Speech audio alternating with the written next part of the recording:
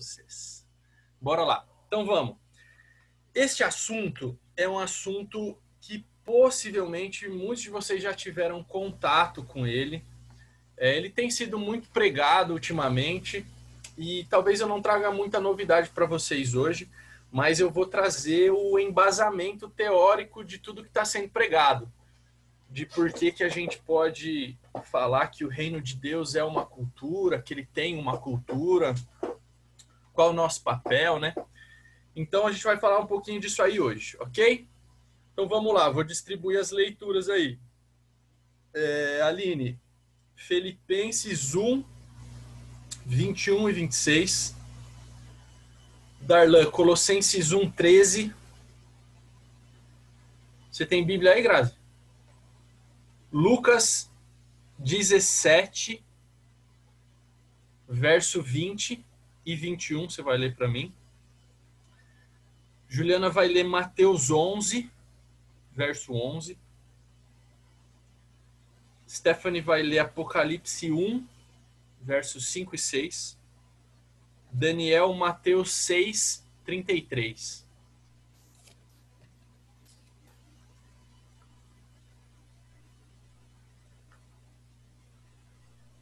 É Filipenses, o que você falou?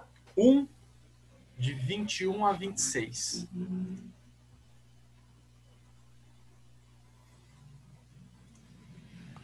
Lucas 17, 20 a 21, Mateus 11, Apocalipse, Daniel, e aí eu me perdi. Não, Daniel era o nome dele, não é o livro, não. Daniel vai ler Mateus 6, verso 33 primeiro, depois eu vou pedir outro. Mas aí eu passo as referências depois, tá? Pode ficar tranquila que você não vai perder, não. Obrigada.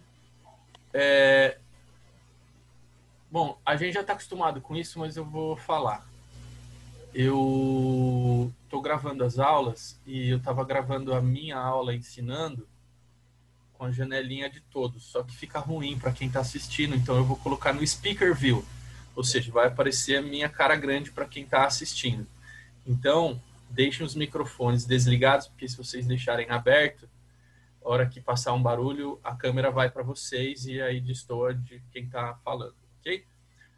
Tem que explicar, porque no outra sala o pessoal costumou deixar muito o microfone aberto, vocês já estão bem educadinhos. Mas beleza. Bora lá, Aline, por favor, Filipenses 1, de 21 a 26. Bora. Porque para mim, o viver é Cristo e morrer é lucro. Caso continue vivendo no corpo, terei fruto do meu trabalho, e já não sei o que escolher. Estou pressionado dos dois lados. Desejo partir e estar com Cristo, o que é muito melhor. Contudo, é mais necessário, por causa de vocês, que eu permaneça no corpo. Convencido disso, sei que vou permanecer e continuar com todos vocês, para seu progresso e alegria na fé, a fim de que, pela minha presença, outra vez, a exultação de vocês em Cristo Jesus transborde por minha causa. Então, um texto muito conhecido e de difícil vivência, né? Paulo fala, viver para mim é Cristo e morrer para mim é lucro. O que é que esse Zé tá entendendo do reino que eu não tô? Que ele fala que ele preferia morrer, para ele era melhor morrer, mas ele prefere ficar não por ele mesmo, mas para os outros, para o que ele pode promover no reino e no corpo de Cristo. O que esse cara está entendendo que eu e você não estamos entendendo? Que ele fala, cara, a minha vida eu vou dedicar para o reino de Deus. O que é esse reino que ele está enxergando que eu não estou? Que para ele até morrer era melhor que ficar, mas ele quer ficar por causa do reino. Então vamos tentar entender o que é esse reino. Darlan, Colossenses 1,13, please. Ele nos libertou do império das trevas e nos transportou para o reino do seu filho, amor, do filho do seu amor. Amém. Então, existia um império de trevas no qual eu e você estávamos e ele nos transporta para um reino de amor. Veja que são dois modelos de governo diferentes. O império é algo impositivo, é algo em que alguém toma esse poder à força, por coesão, por imposição, e ele governa por uma imposição. O reinado não, embora o rei também imponha o seu poder, o reinado ele tem legitimidade. As pessoas olham para o rei e falam: ele tinha que estar aí mesmo, porque ele é da linhagem da família tal, ou por qualquer que seja a razão. Sempre um reino tem um rei, os dois são um governo unificado, uma pessoa única no poder, mas uma é tomado pela força e a outra tem legitimidade. Então a Bíblia fala que ele nos tirou de um sistema de governo em que a gente estava oprimido por essa força que governava, que era o reino das trevas, e ele nos coloca em um outro sistema de governo, em um outro modelo, cujo rei é Deus, cujo rei é o Filho do seu amor, é Jesus Cristo. Beleza.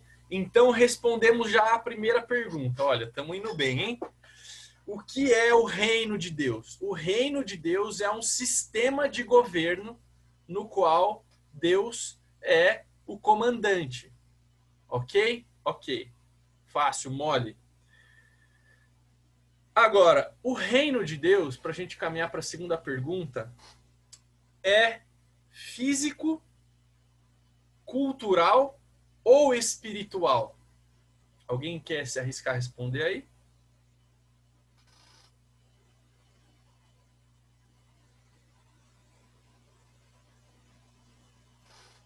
Será físico. Eu acho que No momento, não. é. Perfeito. Ele é os três. Ele é igualzinho à salvação. Lembra que a gente estudou a salvação? Como é que é a salvação? Eu recebi a salvação no Espírito, eu estou desenvolvendo a salvação na minha alma e chegará o dia onde o meu corpo será também salvo ou santificado. Nós somos espírito, temos uma alma e habitamos num corpo. Por isso a salvação tem essas três etapas. E o reino é a mesma coisa. Nós recebemos o reino, nós precisamos desenvolver o reino e um dia ele virá em sua plenitude de maneira física. Ok? Então vamos ler para a gente entender um pouquinho o reino, a parte espiritual do reino. A gente sempre fala, somos espírito, temos uma alma e habitamos num corpo. Então a gente começa pela parte espiritual, vamos passar pela parte almática do reino, ou seja, a cultura do reino, aquilo que é nossa função, e depois vamos falar da parte física do reino. Vocês lembram quando a gente falou dessa salvação, que a gente falou assim, a salvação do meu espírito foi Deus quem fez para mim, eu não precisei fazer nada. A salvação do meu corpo é Deus quem vai me glorificar, eu não vou precisar fazer nada. Mas a salvação da minha alma depende total e integralmente de mim. A mesma coisa é o reino. O reino já está dentro de mim, porque eu nasci de novo. Ele vai se manifestar fisicamente, eu não preciso fazer nada disso, mas trazer a cultura do reino para a terra cabe única e exclusivamente a mim. Do mesmo jeito que cabe a mim, única e exclusivamente, desenvolver a salvação. Ok? Tudo bem até aqui? Dores, tristezas, dissabores? Não? Quer perguntar, Grazi? Fica à vontade aí, tá? Então, beleza. Lucas 17, versos 20 a 21, por favor.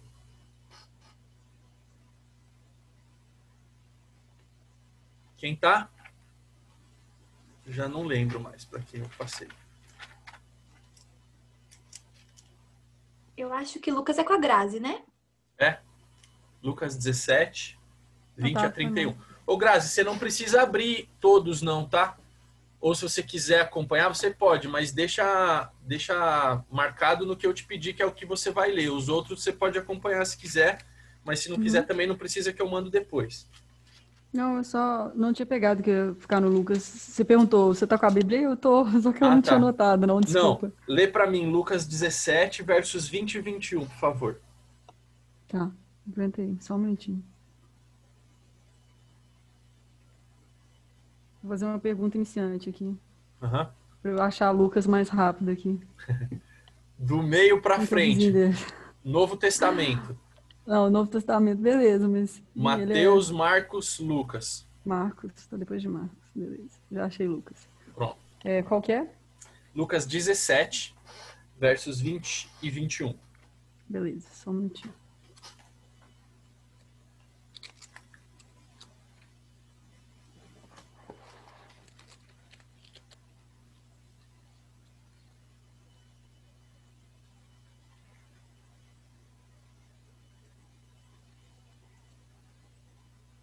Vamos lá.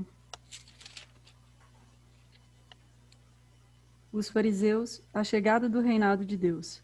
Os fariseus lhe perguntaram quando iria chegar o reinado de Deus. E ele lhes respondeu: a chegada do reinado de Deus não está sujeita a cálculos. Nem dirão, ei-lo aqui, ei-lo ali, porque está entre vós. Amém.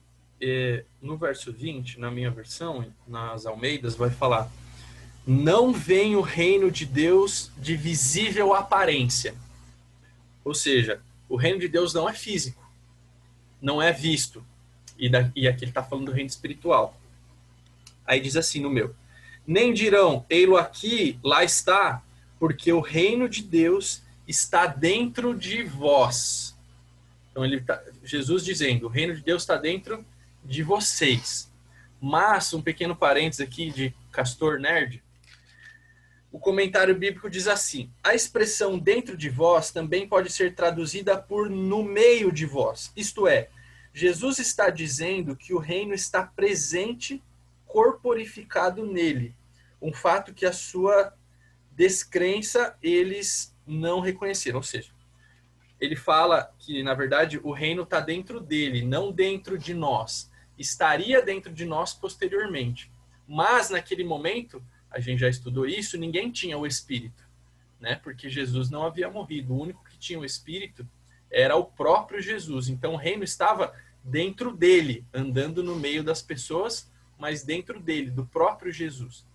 Vamos constatar isso com Mateus 11:11, por favor.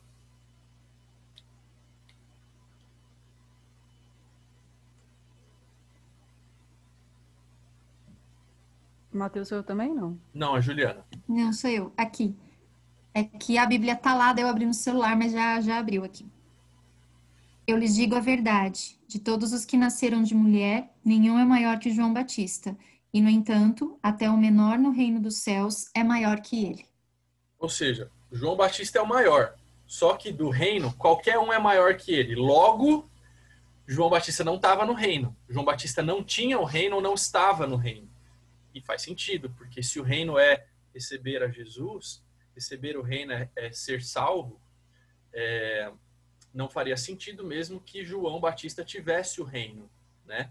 Então isso corrobora o texto que a gente acabou de ler, dizendo que o reino estava dentro de Jesus naquele momento. E agora a gente vai entender perfeitamente isso. Por que a gente pode dizer que o reino está dentro de nós? Eu vou ler com vocês, eu mesmo vou ler isso aqui. Lucas 18, de 18 a 27, eu vou ler. Diz assim: certo homem de posição perguntou-lhe: bom mestre, que farei para herdar a vida eterna? Respondeu-lhe Jesus: por que me chamas bom? Ninguém é bom senão um, que é Deus. Sabes os mandamentos: não adulterarás, não matarás, não furtarás, não dirás falso testemunho, honra teu pai e tua mãe. Replicou ele: tudo isso tenho observado desde a minha juventude. Ouvindo-o, Jesus disse-lhe: uma coisa ainda lhe falta. Vende tudo o que tens, dá aos pobres, e terá um tesouro no céu. Depois vem e segue-me. Mas ouvindo ele essas palavras, ficou triste, porque era riquíssimo. Jesus, vendo-o assim triste, disse: quão dificilmente entrarão no reino de Deus os que têm riquezas. Porque é mais fácil passar um camelo pelo fundo de uma agulha do que entrar um rico no reino de Deus.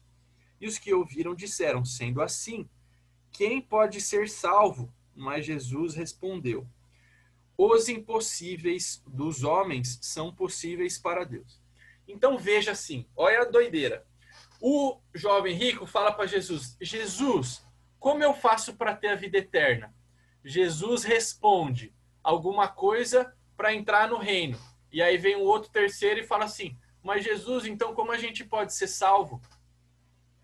Ou seja, vida eterna, entrar no reino e ser salvo nesses textos são intercambiados com o mesmo sentido. O jovem pergunta, como eu posso ter a vida eterna? Jesus responde, os ricos não entrarão no reino. E aí o outro pergunta, então como posso ser salvo? Entenderam? Vida eterna, receber o reino dentro, no espírito, e ser salvo são sinônimos. Então, eu e você, quando nós nascemos de novo, aceitamos a Cristo, tivemos o nosso novo nascimento, fomos recriados, recebemos o reino dentro de nós, o reino espiritual, junto com o Espírito Santo que habita em nós, nós recebemos o reino. Mais um texto que vai dizer isso é o texto de Apocalipse. Stephanie, 5 e 6. 1, 5 e 6. E da parte de Jesus Cristo, que é a fiel testemunha, o primogênito dos mortos e o príncipe dos reis da terra, aquele que nos ama e em seu sangue nos lavou dos nossos pecados e nos fez reis e sacerdotes para Deus e seu Pai, a ele glória e poder para todo sempre. Amém. Você tá rindo? Eu tô rindo da sua versão. Que versão que é a sua? A minha é a Almeida Renovada, não é? Não, senhora. Almeida Renovada não tem. Corrigida. Pode ser Almeida Revista. Renovada não tem. Corrigida. Esse texto no original, ele vai falar reino. E não... Vê se você leu certinho. Tá escrito reino ou reis? Verso 6. Reis. Reis, ok. Na minha Almeida, ele fala reino. Nós somos reino e sacerdote. Concordando com o que a gente havia aprendido de que o reino está dentro de nós. Então, nós temos e somos o reino. Ok? Legal. Isto posto, o reino espiritual é receber a Jesus. Recebemos o reino dentro de nós quando nascemos de novo. Beleza, Gustavo. Agora vamos entender o reino almático. Esse reino como uma cultura. Mateus 6,33. Daniel, por favor.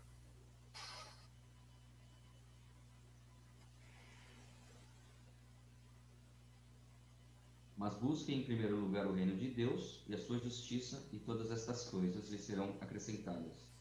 Não fecha ainda não. Espera aí que eu vou pedir para você ler mais um. Então veja. Ele fala que o reino já está dentro de nós. Por que ele ia falar para eu buscar o reino? Gustavo, você ensinou para mim na aula de fé que quando eu oro, eu creio que eu recebi e dali eu só agradeço.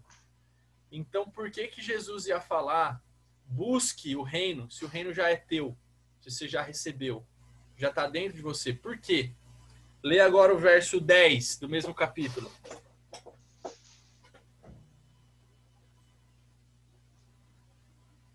Venha o teu reino, seja feita a tua vontade, assim na terra como no céu. Oração do Pai Nosso. Venha, ele pediu para que a gente orasse isso repetidamente. Venha o teu reino. Venha o teu reino. Então, como é que ele vai pedir para a gente ficar repetindo? Venha o teu reino se o reino já veio. Faz algum sentido? Se o reino fosse apenas espiritual, por que eu ia ficar pedindo venha o teu reino? Venha o teu reino. E ele acopla no mesmo verso seja feita a tua vontade.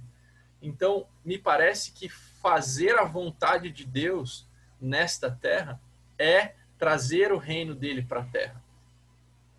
Então, quando ele fala aqui dessa trazer o reino, buscar o reino, ele está falando desse reino enquanto cultura, enquanto algo que eu e você precisamos fazer.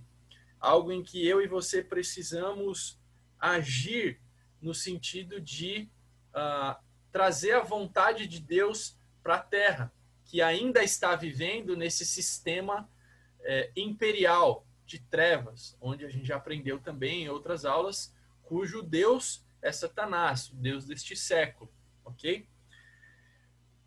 Romanos 12, 2, vocês nem precisam abrir, diz, renovai-vos a vossa mente, perdão, Romanos 12, 2 vai dizer no começo do verso, não vos conformais com este século, não vos conformeis com este século, mas transformai-vos pela renovação da vossa mente, para que possais conhecer ou compreender qual é a boa, perfeita e agradável vontade de Deus. Ele fala assim, não fica achando que o esquema do mundo, do jeito que está hoje, essa legislação de trevas desse império que está todo mundo vivendo ao redor de você, não ache que isso aí é o padrão bíblico. Mas renove a sua mente na palavra, porque a palavra vai te falar qual que é o padrão, quais são as regras do reino que você vive, tá? Tem um livro aqui, ó, chamado A Ideia Genial de Deus. Entenda a intenção original de Deus, do Miles Moore. Um livrinho muito legal. Eu vou fazer review dele já, vou tirar uma fotinha assim. Vou fazer uma review dele porque ele é muito bom. Esse livro ele vai falar de qual era a ideia inicial de Deus com a criação.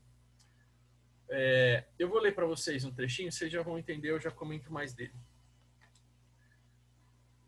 Jesus ensinou seus seguidores a orar. Pai nosso que estás no céu, santificado seja o teu nome, venha o teu reino, seja feita a tua vontade, assim na terra como no céu. Com essas palavras, ele mais uma vez estava chamando seu pai para restaurar o governo e a cultura do seu reino na terra, assim como sempre fora no céu, e também como fora no começo no Éden.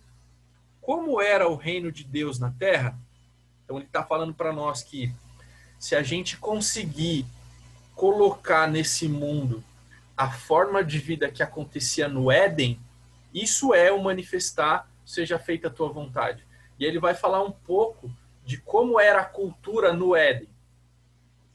Essencialmente, o Éden era um reflexo direto da dimensão espiritual do céu na dimensão natural. Na verdade, a gente crê que o Éden era um lugar espiritual, né? Mas entenda o seguinte, o que acontecia no Éden era um reflexo da pátria celestial, da vontade de Deus. Em segundo lugar, o Éden tinha uma língua em comum com o céu. Qualquer nação ou reino precisa de uma língua comum ou perderá a coesão nacional e social. É por isso que quando estamos fora do reino, não entendemos o que Deus diz e não sabemos mais o que se espera de nós. Uma característica da vida no reino é que podemos falar e entender a língua do reino, e aqueles que estão fora não podem. Tem aquele texto que diz que Deus usa os loucos para confundir o sábio, que as coisas da Bíblia são loucura para aqueles que não entendem, não é isso? O Éden também compartilha as leis e a constituição dos céus. Eles sabiam quais eram as expectativas e exigências de Deus. Entendiam como Deus queria que vivessem e o que queria que fizessem. O Éden funcionava de acordo com o código moral do céu. Toda nação deve ter um código moral, ou então as pessoas se tornarão a própria lei e farão o que quiserem, gerando caos, desordem e anarquia. O céu e o Éden também compartilhavam valores. Faz parte da cidadania de qualquer país concordar com os valores expressos dessa nação. No reino dos céus, o valor mais importante é a obediência à vontade do rei. Todas as nações e reinos têm costumes, códigos não escritos de conduta apropriada, tão enraigados no consciente das pessoas que assumem um peso de lei. As normas sociais, hábitos, etiquetas, cortesia, padrão de comportamento, considerados a norma por aquela sociedade. Então, todas as nações e reinos têm costumes e têm normas sociais. Aí ele explicou o que são costumes e normas sociais. Para fechar, resumidamente, sendo um posto avançado do céu na terra, o Jardim Colônia do Éden é uma exposição da cultura do céu. A cultura é o auge de todos esses elementos: terra, língua, leis, constituição, códigos morais, valores, costumes e normas sociais. Ela define o povo. Então, só para contextualizar, ele já começa a falar no começo do livro que o Éden era para ser um posto avançado do céu na terra. É uma representação do céu na terra. E ele chama o Éden de um jardim colônia, porque ele vai explicar também aqui um pouco para frente o que é uma colônia, né? Se a gente pegar na história, quando a gente estudou lá no colegial e aprendeu, quando uma nação invadia a outra, ela fazia daquele lugar colônia. E o que ela fazia para colonizar aquele lugar? Ela levava pessoas que tinham a cultura do reino para disseminar essa cultura na colônia. Então é como se Adão e Eva fossem os colonizadores dessa colônia, Jardim do Éden, e eles estavam servindo ao reino de Deus. Então pensa em Portugal, que mandou os portugueses para cá e nós fomos colonizados. Hoje nós temos uma língua portuguesa porque nós fomos colonizados, entre outras coisas que a gente aprendeu deles. Aí, no nosso caso, miscigenou lá, ver a cultura dos africanos e tem todos esses negócios que vocês já estão cansados de saber, de estudar na escola. Finalizando, ao criar um posto do céu na terra, Deus queria estabelecer um propósito do país original, o céu, em outro território. O termo político para esse tipo de expansão governamental é colonização. Então, eu e você somos os colonizadores celestiais da nação brasileira, mais especificamente na cidade de Bragança Paulista, Atibaia e Belo Horizonte. Certo? Concorda e discorda, não quer discutir o assunto. Interessante, né? Mais alguns textos ainda sobre isso. Vou redistribuir de novo. Darlan, lê para mim 2 Coríntios 5, de 18 a 21. Graziele, Mateus 8, é o primeiro livro do Novo Testamento. Juliana, Mateus 25, de 31 a 34. E vamos ver se dá tempo de... Você abre Lucas 9, 46 a 48.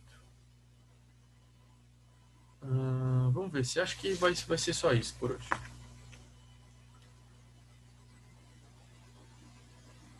Vai lá, Darlan.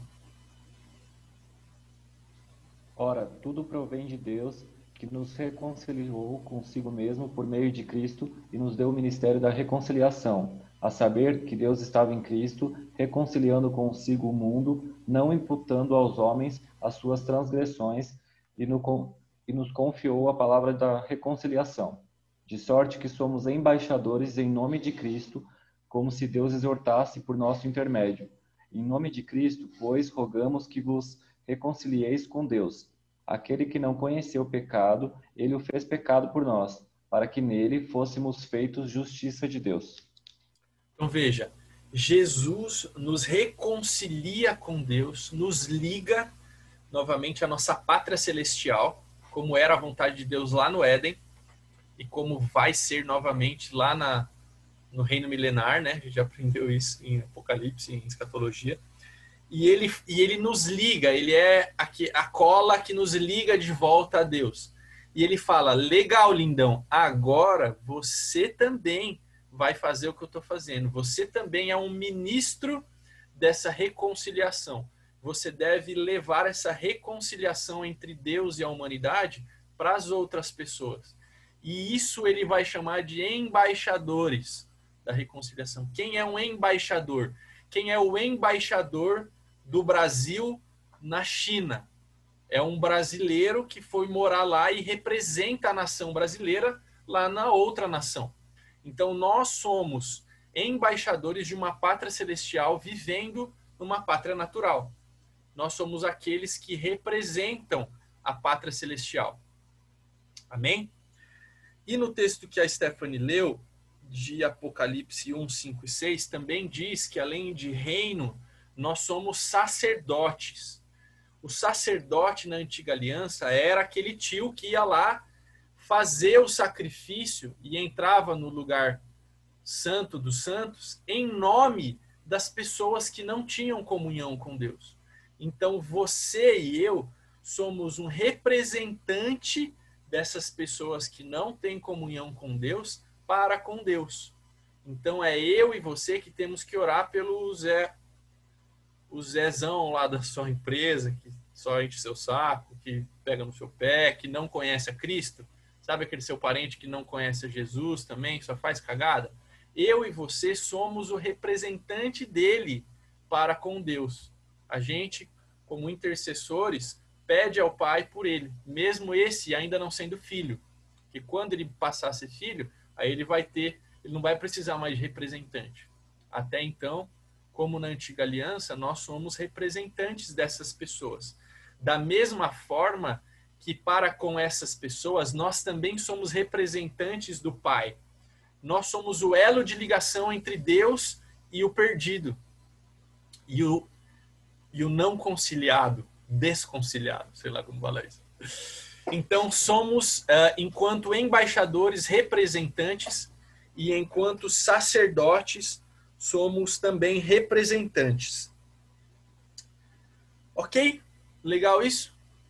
Então, recebemos o reino dentro de nós, estamos cheios do reino e temos uma tarefa que é apresentar esse reino para as pessoas. Temos uma tarefa que é expandir essa cultura da nossa pátria celestial nesse reino natural que a gente vive. Ok? Até quando, Gustavo? Até que o reino natural venha. E aí, essa pátria vai ser totalmente completa a partir do reino milenar, como a gente bem aprendeu na matéria passada. Mas vamos ler alguns textos também sobre isso. Quem está com Mateus 8... Oi. Mateus 8, qual versículo? 11 e 12. Beleza.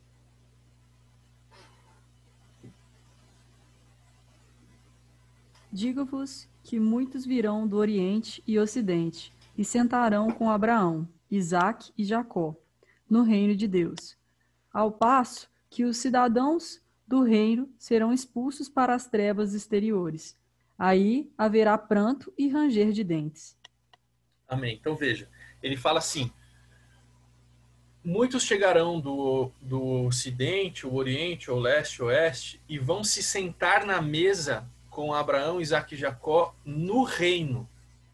Ora, pois, se eu e você que estamos no reino, eu lhe pergunto, você já sentou na mesa com Abraão, Isaque e Jacó? Eu nunca. Então eu suponho que esse reino que ele está falando nesse versículo ainda não se manifestou. Porque quando esse reino se manifestar, eu e você poderemos sentar na mesa e tomar um café com Abraão, Isaque e Jacó. Mas vamos entender exatamente de que momento ele está falando aqui. Quem está com Mateus 25, 31 a 34? Sou eu aqui. Por favor. Quando o Filho do Homem vier em sua glória, com todos os anjos, assentar-se-á em seu trono na glória celestial. Todas as nações serão reunidas diante dele, e ele separará uma das outras, como o pastor separa as ovelhas dos bodes. E colocará as ovelhas à sua direita e os bodes à sua esquerda. Então o rei dirá aos que estiverem à sua direita: venham benditos de meu Pai. Recebam como herança o reino que lhes foi preparado desde a criação do mundo. Amém.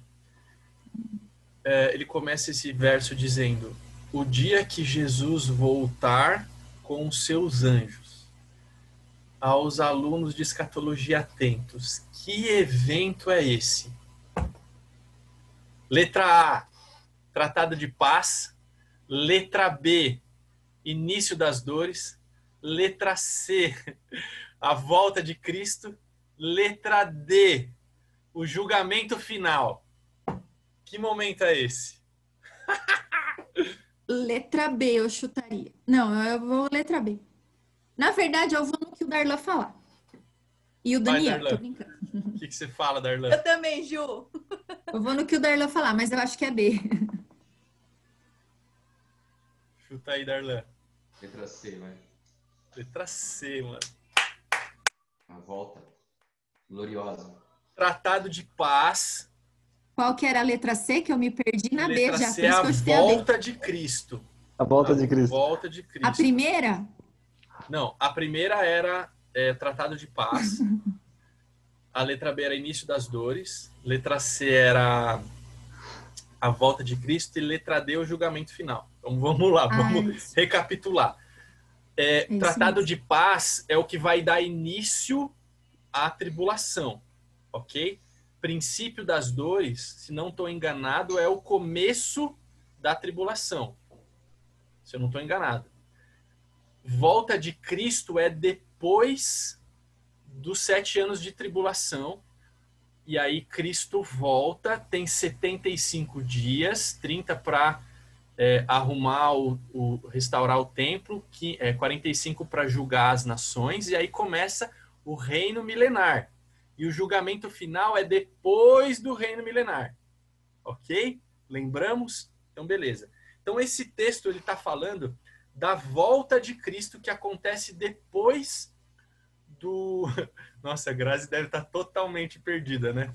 É aula de escatologia, é zica. Fica 3 aulas só para você entender esse negócio aí. Depois você assiste lá. No reino milenar é quando ele está entregando o reino para o Pai, né? Isso. Depois do milênio vai ter o julgamento final. Perfeitamente, perfeitamente. Isso aí. Então ele volta no final dos 7 anos de tribulação e ele julga as nações.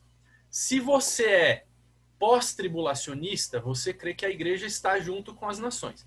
Se você é pré-tribulacionista, você crê que nós estamos voltando com Cristo e essas nações judeus mais gentios. Mas a questão é que ele volta depois da tribulação. E aí ele julga essas nações. E aí ele separa bodes e ovelhas.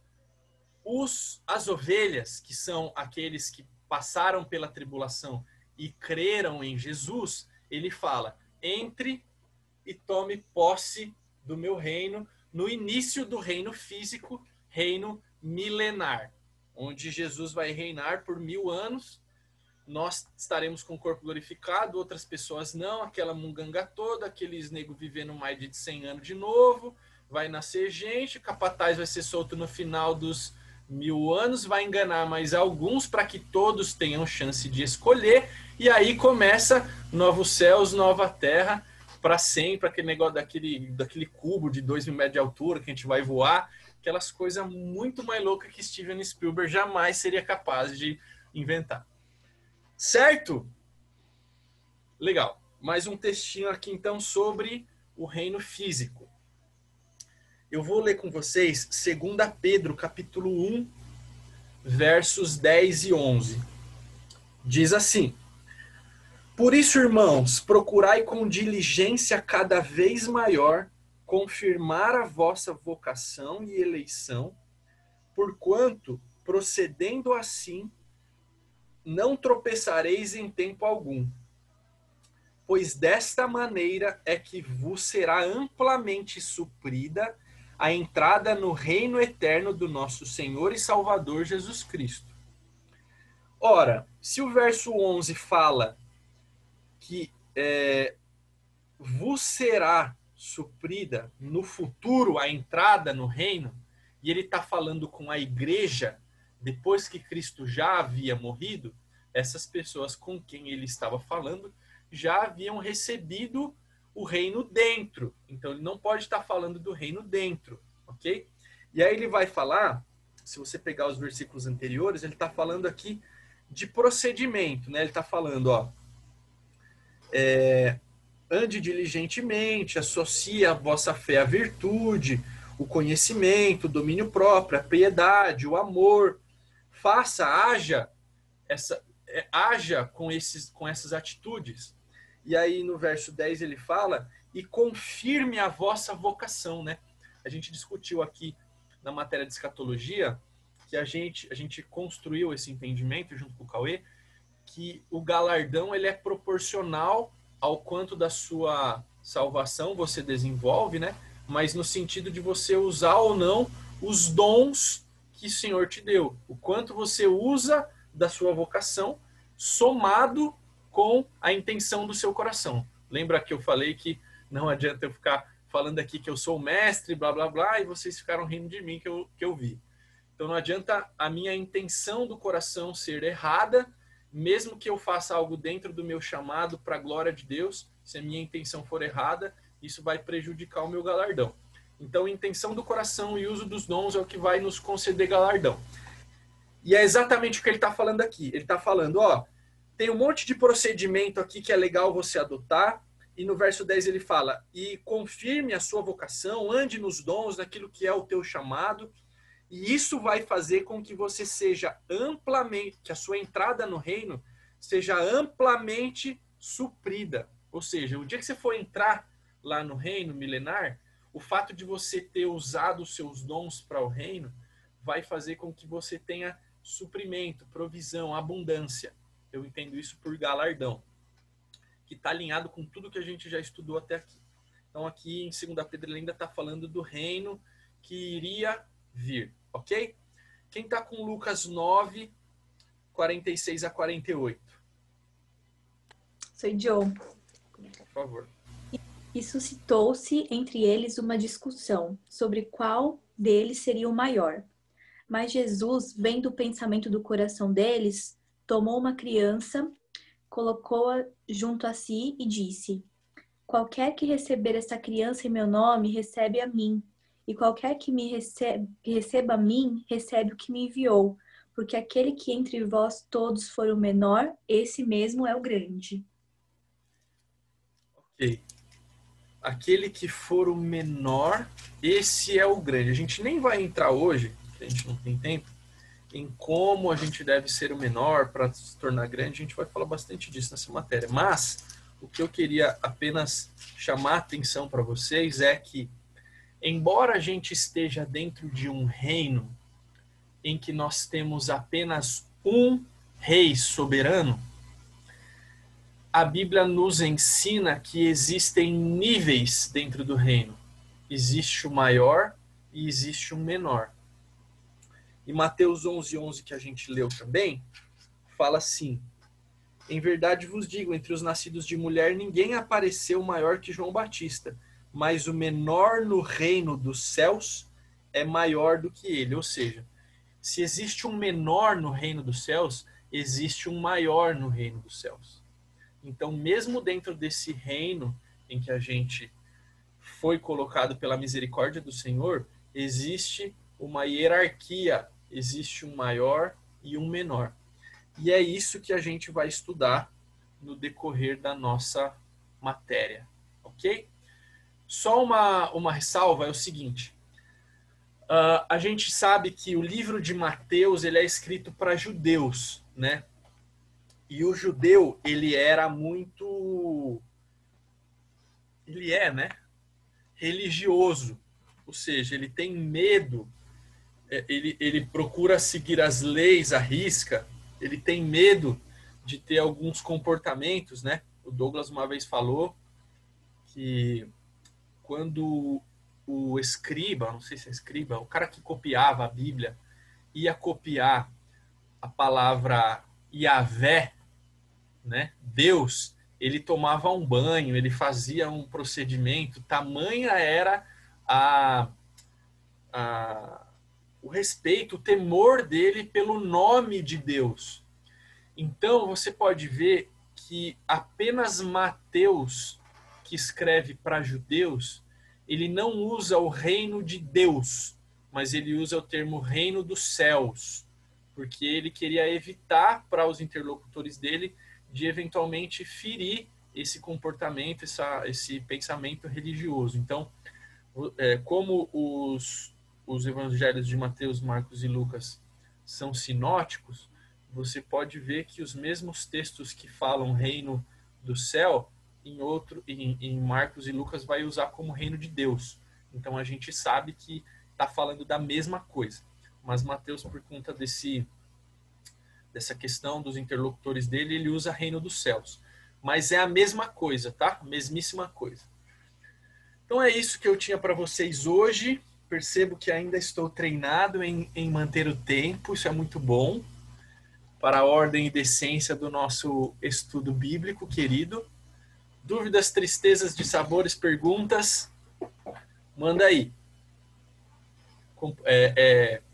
dividir o seu raciocínio, o seu pensamento também, testemunhos, fica à vontade. A lista de leituras, você passa ela pós-aula, pré-aula, Posso. pré e tem a Posso. possibilidade do pré também para poder dar uma Tem leitura? talvez alguns minutos antes, vai depender do quanto antes eu apronto, mas posso mandar sim. É porque talvez dê para dar uma lida e já ter alguma dúvida, né? Sim, sim. Já que a gente está trabalhando com PBL, né? Estudar o conteúdo antes. Tentarei. O que mais, gente? É tranquilo, né, isso aí, porque o reino físico a gente já tinha visto, né? Com o Cauê. O reino como cultura, a gente tem escutado bastante falar sobre isso, né? Do nosso papel. Douglas tem pregado muito isso, nosso papel como alguém que vai difundir essa cultura. E o reino como algo que está dentro de nós, talvez seja um conceito novo para vocês, mas faz todo sentido, né? Beleza? Então é isso. Não havendo perguntas, ficamos assim, então. Quem quer orar para nós, para terminar?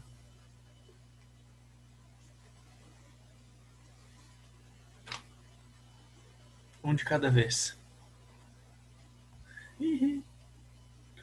Eu posso orar. Obrigado. Eu ia Yavé. falar o Darlan, mas ele já deu a resposta, né? Daí ia ficar chato eu falar ele de novo. Yavé? É isso? É. Vai Achei lá, muito Ju. interessante. Só um comentário. Deixa eu pegar aqui o fio do celular, caiu. A sua colocação sobre o livro de Mateus faz muito sentido. Mas todo esse respeito, toda essa reverência pelos escritos, né? E eram os escribas. Escribas. E a reverência, talvez a palavra que eu estava buscando. Sim, muito bom. Vamos orar? Vamos. Obrigada, Deus, por mais esse dia de vida que o Senhor nos concede. Obrigada por esse encontro. Obrigada porque o Senhor tem conduzido as nossas vidas e tem nos unido para estudar a Tua palavra. Agradeço pela vida do Gustavo, não só pela vida dele, mas pela vida de todos os presentes, em especial pela vida da Grazi, que está hoje aqui com a gente, que ela se sinta bem em nosso meio, se sinta acolhida, bem recebida, porque somos, ó Deus, a sua família. E que ela se sinta parte disso tudo também. Eu te agradeço, Senhor, por ter nos lembrado que somos teu reino e que devemos, ó Deus, brilhar como Jesus brilhou aqui, que devemos fazer o que ele fez, que ele é um modelo, que devemos olhar para as coisas que ele fez e seguir esse modelo perfeito.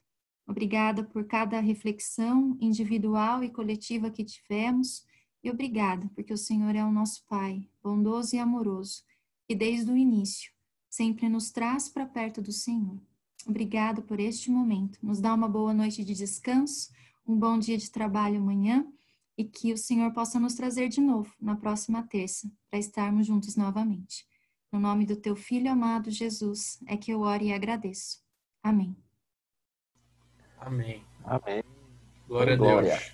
Glória a Deus. Bom.